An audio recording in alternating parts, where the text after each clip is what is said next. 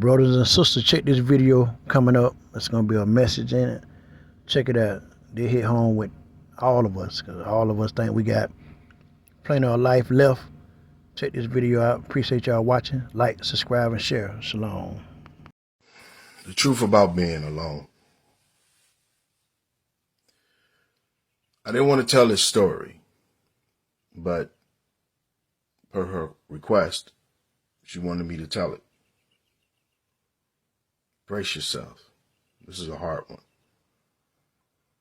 A young lady reached out to me and she said, "Joe, can I tell you my story? I want you to share it with me. Share it with your people." I said, "Yeah." She said, "I was diagnosed with cancer." I said, "Oh, I'm sorry to hear that." She said, "No, but let me take you back." She had an amazing man. We was building together in our 20s. He just wanted a child. He put me through school or helped me through school. And I told him, just let me get my bachelor's degree and get my footing and we can start our family. Then it was, let me get my master's degree and then we'll start our family. I kept putting it all. Let me get in this career. Let me get a certain place in my career and then we'll start our family. And she said, "Joe, I grind, man." And that man waited for me. He was a good man. Never cheated on me. Good provider. He wasn't a college man. He didn't ever go to college, but he was a good dude. A couple of years went by. He was like, "Okay, I want to have a child." She said, "I don't want any kids right now. You got to make more money. You got to make this. You have to do this and do that." And he was like, "I'm good where I'm at." So then she told him, "You're not on my level. I want a divorce. I need a man on my level." She got a divorce. She went out there and had her hot girl summer. She said, girl was like, "Girl, go find your man on your level." He wasn't on your level. It's funny how your girlfriends will always co-sign your bad behavior. And it's funny how your boys will always co-sign your bad behavior. They'll always steer you in the direction of destruction. I never trust people like that. But she went out there and did it anyway. She said, "Joe, I was with this man, that girl, that man. I was doing me, I'm making 6 figures. I'm out here, I took the pill, the pink pill, you know the one. Just like men take the red pill, she took the pink pill." And she said one day she was feeling a certain way and she blew it off. She went to a routine mammogram and they found the lump. She had breast cancer. And it hit her. She said she was so much in shock that she thought she was still married. Because she was like, "Okay, I'm going to go home. My husband's going to do this." It didn't dawn on her until she walked into her home that she was alone. So she said the man she had at the time, she told him, he was like, "Babe, we're going to do this. We're going to beat this." So it started treatment. She said 2 treatments in, that joker was gone, Joe. He was like, "I can't handle this." Said she started getting sick and, she getting weak and she couldn't do certain things. And I asked the question, I said, "What happened to your girlfriends? Your girlfriend?" She said they fell off. It's funny how reality set in and all this stuff that people say in front of everybody, they don't do it. So she said, because I wasn't having mimosas and lunch and brunching on the weekends anymore. I was sleeping in the bed. I was in treatment. She said, I was so weak, Joe, I had to hire someone to put a bed in my living room to help me. I had a bucket to do my business in because I couldn't make it to the freaking toilet.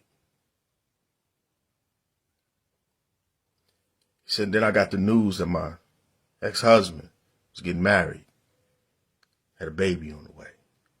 with a career woman. She said, Joe, I never felt so betrayed in my life. She said, everybody told me, oh, don't choose no man. You don't need no man. Always choose your career. Always do this. And they don't tell you that you can do it all. And this woman showed me she could. She had a career. She had a husband who I know is a good man. And Joe, I said so many lies about that man.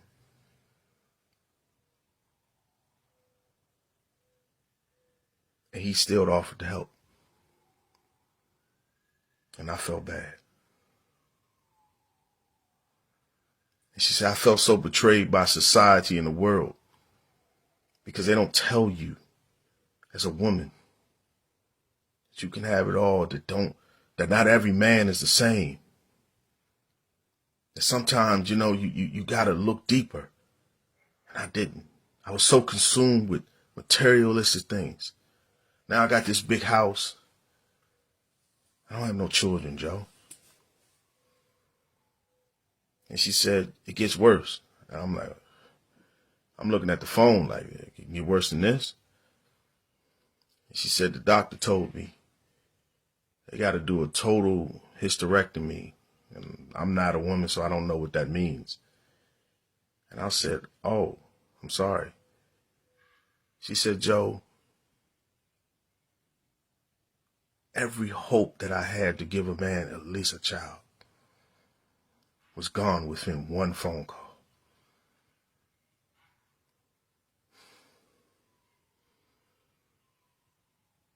They don't tell you this, man.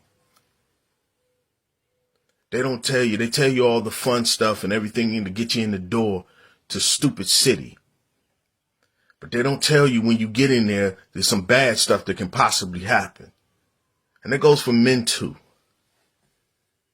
Because it's that good woman and it's that good man that's going to be there to help you through those times when something happens, just in case. See, marriage is not about money and cars and all this other stuff. It's about when the chips are down and when just in case you have built up enough equity and relationship equity that you can help each other. That's what it's about. All the other stuff is fluff. Because if you die, they're going to sell your home. We live in America. They sell your home and some other family will live in it. You will cease to exist.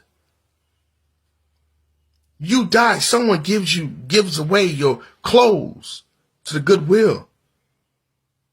That's what happens. So I ask you, the hot girl summer worth it? Is your attitude and your need to be right, your anger, your position, your disposition on life? Is your being a player, having a bunch of women worth it? Because let me tell you a story about my homeboy, just in case you may think differently about men. My buddy died alone. Player from the Himalayas, been a player all his life, died alone. And because he didn't take care of his children, there was no one there. They found him in his apartment. And his mother, and because his mother and his father is older and he wasn't calling like he's supposed to, they thought nothing of it. Until his mother got that phone call and says, hey, you Mrs. Williams. Mrs. Williams said, yes, we regret to inform you that we found your son. He was stinking up the apartment. Is it worth it then? Y'all got this relationship stuff wrong. You got it wrong.